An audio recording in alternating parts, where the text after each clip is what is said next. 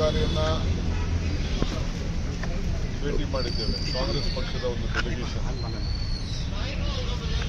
ಸ್ವಲ್ಪ ತಡ ಬಂದಿದ್ದೇವೆ.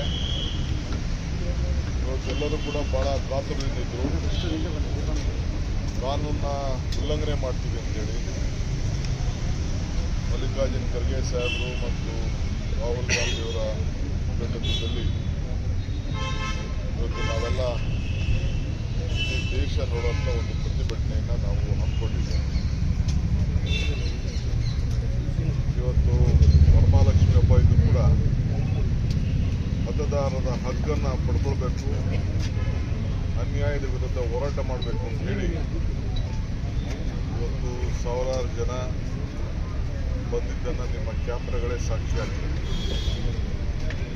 ಎಲ್ಲರೂ ಕೂಡ ಇವತ್ತು ಬಂದು ಭಾಗವಹಿಸಿದವರು, ಟಿವಿಲಿ ವಾಚ್ ಮಾಡಿದವರು, ವಿಡಿಯೋಗಳಲ್ಲಿ ವಾಚ್ ಮಾಡಿದವರು, ಸೋಷಿಯಲ್ ಮೀಡಿಯಾ ವಾಚ್ ಮಾಡಿದವರು ಎಲ್ಲರೂ ಕೂಡ ಕಾಂಗ್ರೆಸ್ ಪಕ್ಷದ ಪರವಾಗಿ ನಾನು ಅವರಿಗೆ ಅಭಿನಂದಿಸ್ತೇನೆ. ಇವತ್ತು ರಾಹುಲ್ ಗಾಂಧಿಯವರು ಮತ್ತು ಖರ್ಗೆ ಸಾಹೇಬರು ಕೋರ್ಟ್ ಆದೇಶ ಅವ್ರಿಗೆ ಒಂದು ಪ್ರೊಟೆಸ್ಟಲ್ಲಿ ಬರಬೇಕು ಅಂತ ಇಲ್ಲಿ ಮಾರ್ಚ್ ಮಾಡಬೇಕು ಅಂತ.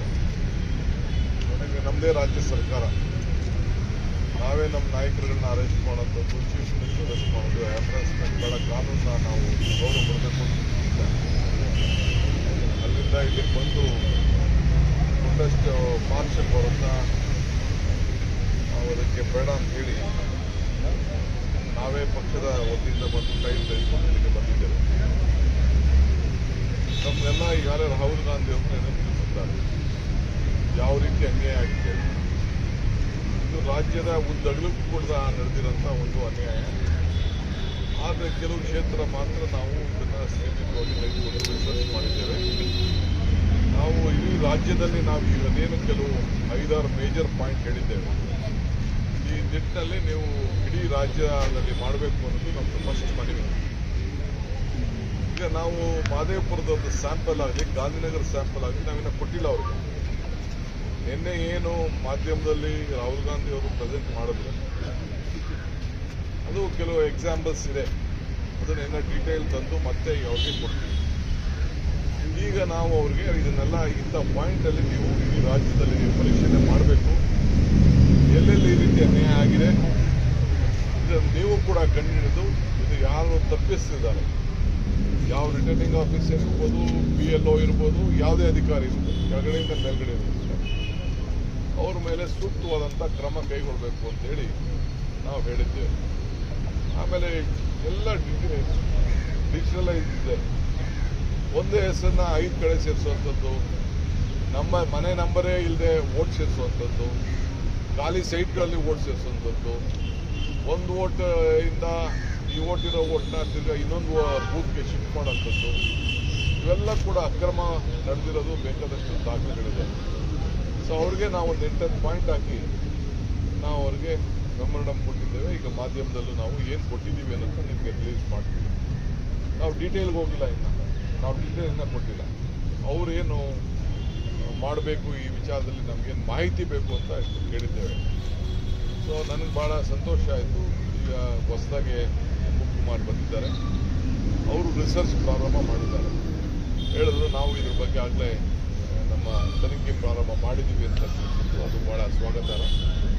ಸೊ ಅದಕ್ಕೆ ನಾವು ತಿರ್ಗಾ ಡೀಟೇಲ್ ಎಲ್ಲ ತಂದು ಬಂದು ಯಾವ ಕ್ಷೇತ್ರಕ್ಕೆ ಏನೇನಿದೆ ನಮ್ಗೆ ಇರೋಂಥ ಮಾಹಿತಿ, ಕೆಲವು ಕ್ಷೇತ್ರದಲ್ಲಿ ಏನೇನು ಅನ್ಯಾಯಗಳಾಗ್ತಾ ಇದೆ, ಏನೇನು ಮಾಡ್ಬೋದು, ಮುಂದಕ್ಕೆ ಯಾರ ಮೇಲೆ ಕ್ರಮ ಕೈಗೊಳ್ಳಬೇಕಾಗ್ತದೆ ಅನ್ನೋ ವಿಚಾರವನ್ನು ನಾವು ತಿಳಿಸ್ತಾ ಇದ್ದೀವಿ. ಇಡೀ ಇದು ನಮ್ಮದು ಕರ್ನಾಟಕದ ಹೋರಾಟ ಅಲ್ಲ, ಮಹದೇವಪುರದ ಹೋರಾಟ ಅಲ್ಲ. ನಿಮಗೆಲ್ಲ ಒಂದು ಪ್ರಶ್ನೆ, ನಿಮ್ಮದೇ ಸರ್ಕಾರ, ನಿಮ್ಮದೇ ಆಫೀಸರ್ ಕರ್ನಾಟಕ ರಾಜ್ಯ ಇರ್ಬೋದೆಲ್ಲ ಕಂಟ್ರೋಲ್ ಇರ್ತದೆ.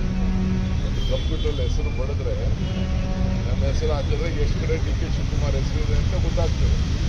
ಅಷ್ಟು ಯಾರು ಚುನಾವಣಾ ನೋಡ್ಕೊಳ್ತಿರೋಂಥ ಅಧಿಕಾರಿಗಳಿಗೆ ಇರಬೇಕಾಗ್ತದೆ. ಈ ದೃಷ್ಟಿಯಿಂದ ಇವತ್ತು ನಾವು ಅವರಿಗೆ ಅವರ ಗಮನವನ್ನು ಸೆಳೆದಿದ್ದೇವೆ. ಇಡೀ ದೇಶದ ಉದ್ದಕ್ಕೂ ಕೂಡ ಇದರ ಬಗ್ಗೆ ದೊಡ್ಡ ವ್ಯಾಪಕವಾಗಿ ಚರ್ಚೆ ಅವಶ್ಯಕತೆ. ಈ ನಿಟ್ಟಿನಲ್ಲಿ ನಮ್ಮ ಪ್ರತಿಭಟನೆಯನ್ನು ವ್ಯಕ್ತಪಡಿಸಿದ್ದೇವೆ. ನಮ್ಮ ನಿನ್ನೆ ಸರ್ ರಾಹುಲ್ ಗಾಂಧಿ ಅವರು ಅಫಿಡವಿಟ್ನಲ್ಲಿ ಕೊಡಿ ದೂರ ಅನ್ನೋದು ಹೇಳಿದ್ರು. ಏನು ಅಫಿಡವಿಟ್ ರೀ?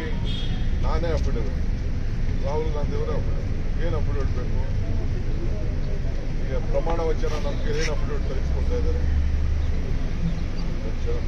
ನಾವು ಎಲೆಕ್ಷನ್ ನಿಂತ್ಕೋಬೇಕಾದ್ರೆ ಒಂದೊಂದು ಮಾಡ್ಬೇಕಾದ್ರೆ ಎಲ್ಲ ಅಫಿಡವಿಟ್ ತೆಗೆದುಕೊಳ್ತಾ ಇದ್ದಾರೆ.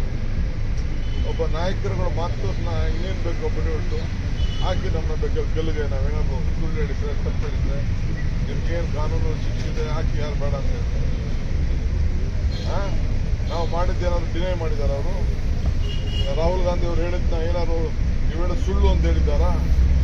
ಅದಕ್ಕೆ ನಾವು ಹೇಳ್ತಾ ಇದ್ದೀವಿ, ಅವ್ರ ಅಫಿಡವಿಟ್ ಕೇಳಿದ್ಮೇಲೆ ನಾವು ನಿಮ್ಗೆ ಇನ್ನೂ ಮಾಹಿತಿ ಕೇಳ್ತಾ ಇದ್ದೀವಿ. ಅವ್ರಿಗೆ ಕೊಡ್ತೀವಿ, ಅಫಿಡವಿಟ್ ಸಮೇತ ಕೊಡ್ತೀವಿ. ನಾವು ಏನೇ ಮಾಹಿತಿಯನ್ನು ಕೊಟ್ಟಿರ್ಬೇಕಾದ್ರೆ ರೈಟ್ ಟು ಇನ್ಫಾರ್ಮೇಶನ್ ಅಲ್ಲಿ ಅವ್ರ ಹತ್ರ ಇರೋ ಮಾಹಿತಿ ತೆಗೆದುಕೊಂಡಿದ್ದೇವೆ. ನಮ್ಮ ಹತ್ರ ಎಲೆಕ್ಷನ್ ಮಾಹಿತಿ ಎಲ್ಲ ನಮ್ಮದು. ಈಗ ನಾವು ರೈಟ್ ಟು ಇನ್ಫಾರ್ಮೇಶನ್